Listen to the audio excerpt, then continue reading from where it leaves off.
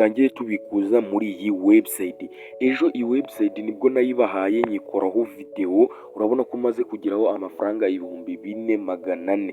Guys, iyi business iri gukora neza. Niba utarashora wasigaye. Guys, niba utarashora muri business wasigaye. Iyi business imaze iminsi 2.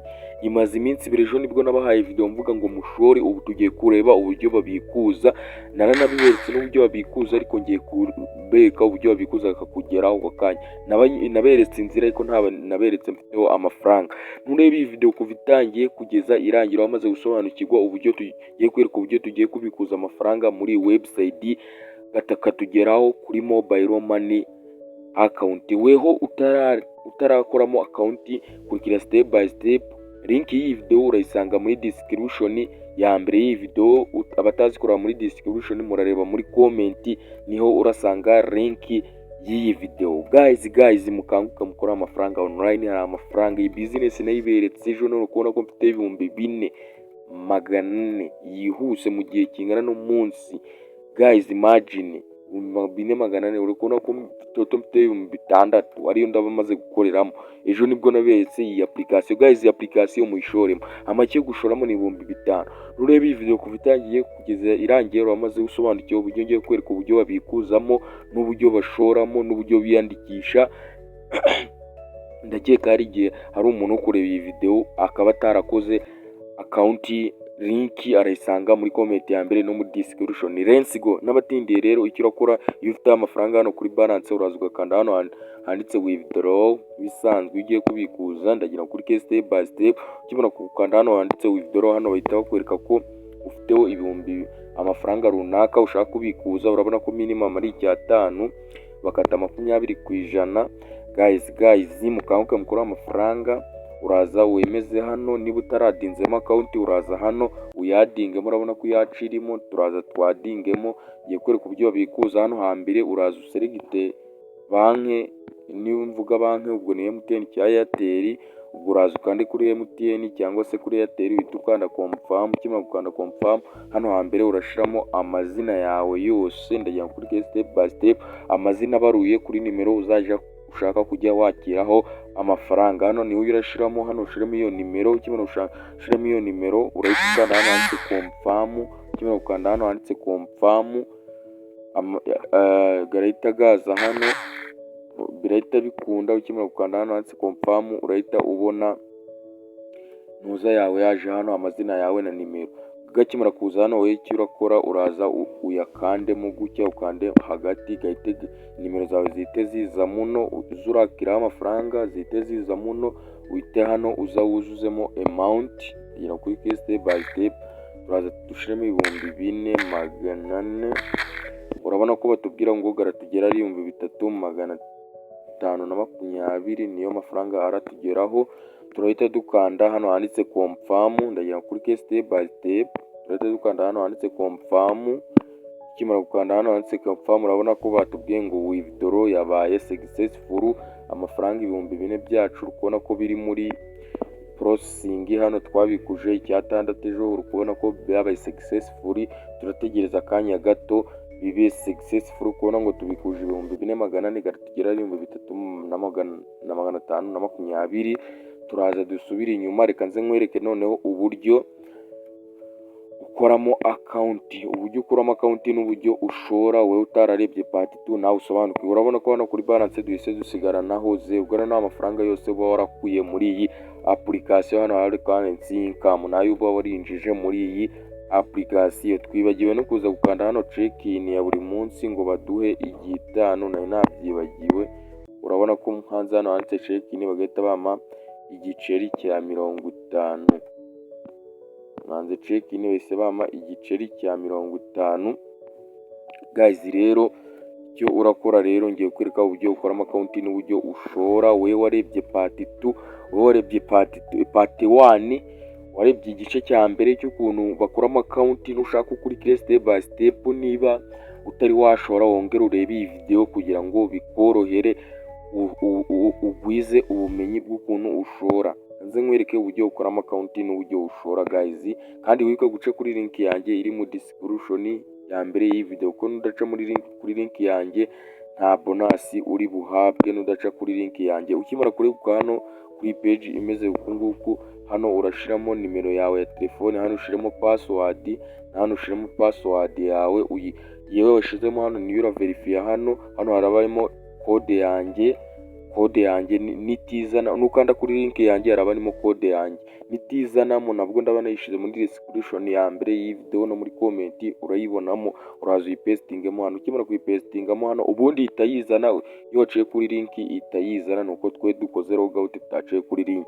Urahita ukanda hano handitse register, ukimara gukanda hano handitse register turakanda login, wowe urakanda register, urakanda register. Ukimara gukanda register urayigwa kuri page imeze uku nguku. Wewe ukimara kurigwa kuri page imeze uku nguku, hano harita haza inote y'I5 kubera urabashiriye kuri link yanjye, urahita wakira I5 nka bonus. Ukimara kwakira I5 nka bonus, uraza uhita ukanda hano handitse check in, kuri step by step, uraza ukanda hano handitse check in.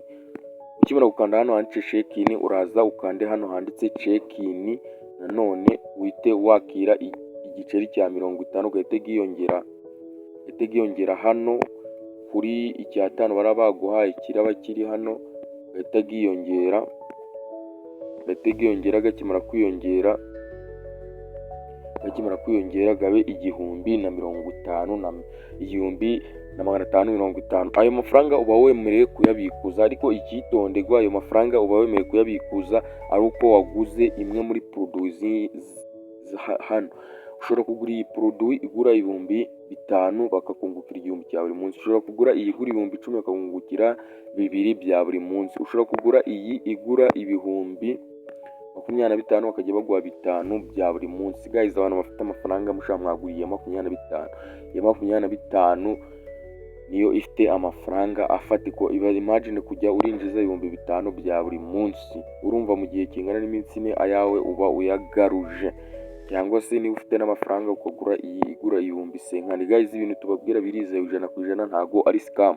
Iyi application cyangwa se iyi website niyo iri gukorerwamo amafaranga hano mu Rwanda, yizewe, iracyari nshasha. Wowe ntugire ikibazo ngo urashoramo ihita ihagarara. Iyi website iracyari nshasha, imaze 2 days. Imagine imaze iminsi 2 kandi zino website dusanga zimara nk'ukwezi. Ushoye 5000 cyangwa 100,000, urumva wazagaruza amafaranga menshi. Urabona wazakakira ushoye 100,000 waza mu minsi 90 to income wazinjiza 1,980,000 buri munsi. Bagiye baguha 22,000. Guys, rero iyo ushaka gushora ukora iki? Usubira hano